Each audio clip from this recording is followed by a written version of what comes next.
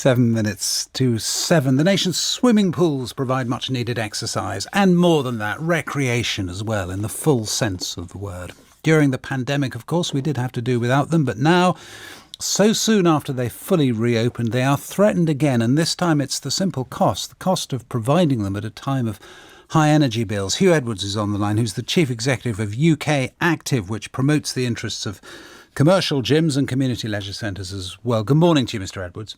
Good morning. Give us a sense of what the bill increases that swimming pools are facing, what those increases are at the moment. Well, we've had ongoing engagement with our members, gyms, pools and leisure centres over this period to understand the severity of the energy crisis. So our last survey has focused on facilities that run swimming pools. So there are some really stark projections on price increases, staff reductions, service restrictions, and the significant threat of facility closures over the next 6 months.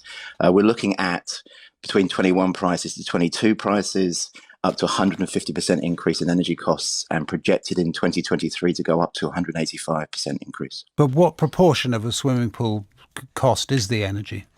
A huge amount, because of the level of energy that it takes to use and to heat a swimming pool. And in addition to that, it is the actual leisure stock itself is getting incredibly older. So a lot of the facilities have been built in the last 20, 30 years. So don't have energy efficient facilities in place to support the reduction in those costs. I suppose one thing, rather than closing them, you could just say to people, look, it's going to be cold. And we do endless pieces on this programme about people going and swimming in the sea and lakes and things. Here's an opportunity. There is. And our members have been doing everything they can with their customers to look at reducing the temperature within swimming pools. But what you're really doing there is just plastering over the cracks. It still remain the outgoing costs of providing that service to the incoming revenue. And as a result, we really need the government to come to the table in the coming days with some support and solutions to support these essential facilities being in our communities. So what would that solution be? It would just be cash handouts, would it? Well, we're looking at a couple of areas we'd like to bring to the table with government. Firstly, looking at increasing the government settlement to ring fence to protect public leisure facilities, but also look at other areas of outgoing costs, including reductions in VAT and other tax and regulatory opportunities there. But for council-run pools, they could just give a grant to councils, couldn't they, in order to keep the pools open and say you have to spend this money on the pools? Because, the pressure on councils obviously is huge, and we, again, regularly on this programme talk about those pressures, but there must be some way of ring-fencing, if we think as a society it's important enough, of ring-fencing the money that goes to leisure centres.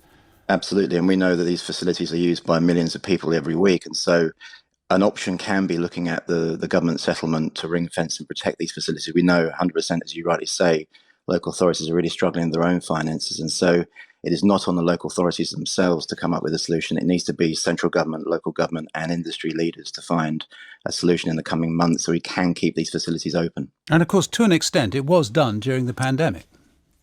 Yes, we did have in the end of 2020, the National Leisure Recovery Fund to support keeping those facilities going during the closure. And so there is another option to look at that as well, alongside looking at other outgoing cost reductions such as VAT as well. Have you had any contact with government?